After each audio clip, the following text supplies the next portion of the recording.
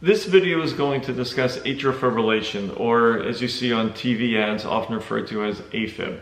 Atrial fibrillation is an irregular rhythm coming from the upper chambers of the heart, or the atria. Those chambers beat well over 1,000 beats a minute. Your pulse, or your heart rate that you feel, isn't over 1,000 beats a minute or you'd be dead. In an earlier video, I gave an overview of how the electrical system of the heart works. But there's a central switching box, and the central switching box is essentially a fail-safe that regulates the number of impulses that allows to get from the upper chambers to the lower chambers. It doesn't work as well as the metronome of the heart. The metronome beats regularly and sends a regular signal down, and the metronome is responsive to what the body is asking for. That central switching box can only allow a certain number of impulses through, and in some people it works a little better than other people. So some patients that have atrial fibrillation come in with a very low heart rate.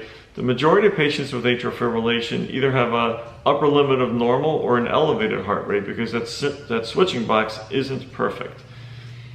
We have medications that can affect how well that switching box works. So if patients' heart rates are too fast, we can give them medications such as beta blockers or calcium channel blockers, and that makes that switching box more effective so that fewer impulses get from the top to the bottom of the heart. But atrial fibrillation is probably the most common cause of stroke. And oftentimes we find atrial fibrillation when patients come in having a stroke. We look at their heart and we realize that their heart rhythm is in atrial fibrillation, and we assume that's where the stroke came from. Sometimes patients that come in with a stroke aren't in atrial fibrillation, but we give them a heart monitor to wear for 2 weeks or 4 weeks after they go home from the hospital, and we find that they have atrial fibrillation. We're lucky when we can catch atrial fibrillation prior to someone having a stroke, because at that point we can put them on blood thinners, which significantly decreases the chances of having a stroke. The way the heart works, the atria are essentially reservoirs where blood goes from the left atrium to the left ventricle and the right atrium to the right ventricle, so the ventricles can pump blood to the lungs in the body. In some patients, because of valvular problems, weaker heart muscle, or other reasons, those atria can stretch out. And when the atria stretch out, the wiring within the walls of the atria stretch out. When the wiring stretches, it can often short circuit. And when that short circuits, that can lead to atrial fibrillation. When the heart beats that quickly, and the atria are beating over 1,000 beats a minute, they don't contract. They essentially just shake. And the inside surface of a heart, it's not a smooth surface like a tabletop or the inside of your palm. There's a lot of groove and crevices, and there's little pockets within the atria. And when the atria function normally, the atria squeeze and relax, so all the blood gets squeezed out of these crevices. When people have atrial fibrillation and the atria shake, blood pools within the crevices. And if you've ever been working in the garden or working on a car, and you cut your hand, you'll hold pressure, but by the time you get inside and you rinse it under the sink, if it's been long enough, a little clot forms. And if a little clot forms, it just gets rinsed off in the sink. But if a clot forms inside the heart, whether you cough or sneeze or bump into the doorway, or if your heart rhythm goes back regular, if there's enough motion to cause that clot to leave, if it's coming from the left atrium, there's a very good chance that can go up to the brain, and that's what causes a stroke. So the way that we prevent strokes in the majority of patients is to put them on blood thinners.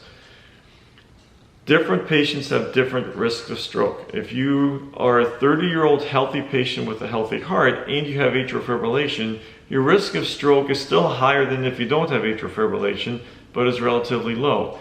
If you're a 70-year-old woman with heart disease, diabetes, and hypertension, your risk of stroke with atrial fibrillation is extremely high. So we don't always put patients on blood thinners, but the majority of people overall with atrial fibrillation, we do put on a blood thinner. And if you're a patient looking at this video and your doctor says you should or shouldn't take a blood thinner, it would be a good question to ask the doctor, why are you deciding either to or not to put me on a blood thinner? But the majority of people should be on blood thinners. Other patients, we try to get the heart rhythm regular and keep the rhythm regular. Atrial fibrillation is a harder rhythm to fix. In a previous lecture, I talked about something called atrial flutter, which is a sister to atrial fibrillation. Atrial flutter is usually a set pathway that causes a short circuit in a regular fast heartbeat. That's something we can find that short circuit, cauterize it or freeze it, and that breaks the short circuit so the atrial flutter is fixed. Atrial fibrillation comes from multiple areas within the atria, and Atrial fibrillation is usually, as I said, a structural abnormality, so fixing one spot oftentimes is like playing whack-a-mole, where there's a different area and atrial fibrillation can start again. If someone has a lot of symptoms related to atrial fibrillation, then oftentimes we will try to get the heart rhythm back regular, either with procedures or with medications. The downside of the medications to keep heart rhythm regular with atrial fibrillation is all of them come at a risk and they all have side effects.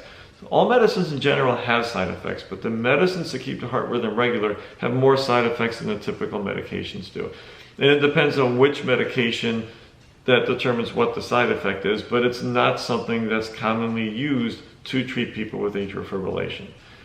When it comes to blood thinners for atrial fibrillation, there's a variety of blood thinners, or old-fashioned blood thinners called Coumadin or warfarin, and that still works very well. It's inexpensive. Many insurance companies still prefer that over the newer blood thinners. The most common of the newer blood thinners are Eliquis and Xarelto.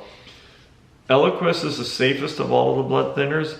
The risks of Eliquis or Xarelto are higher than that of aspirin. The risk of, meaning causing a bleeding problem, the risk of Eliquis compared to warfarin of causing a bleeding problem is less, and Eliquis is also more effective at preventing strokes than warfarin. Xarelto is more effective at preventing strokes than warfarin, but the bleeding risk is relatively similar. Insurance companies unfortunately often dictate, however, which drug we give to patients. But out of all of the blood thinners at this point, given the published data that we have, Eliquis appears to be the safest of the blood thinners and the one that's best at preventing strokes. If you have any questions, please feel free to email me at any time or post a comment below. I hope you enjoyed this video and have a good day.